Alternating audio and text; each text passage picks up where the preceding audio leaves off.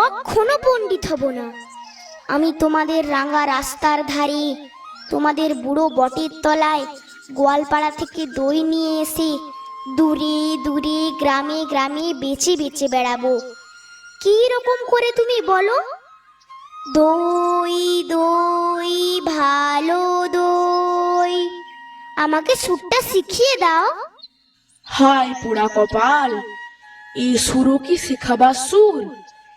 না না, ও আমার শুনতে খুব ভালো লাগে।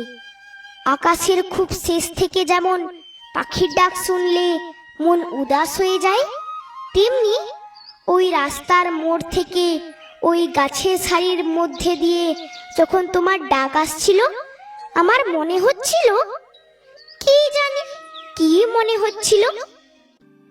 বাবা, এক ভাঁড় দই তুমি খাও। আমার তো পয়সা নেই। না না না না, পয়সার কথা বলো না। তুমি আমার দই একটু খেলে আমি কত খুশি হব। তোমার কি অনেক দেরি হয়ে গেল? কিচ্ছু দেরি হয়নি বাবা, আমার কোনো লোকসান হয়নি। দই বেচতে যে কত সুখ, সে তোমার কাছ থেকে শিখে নিলুম।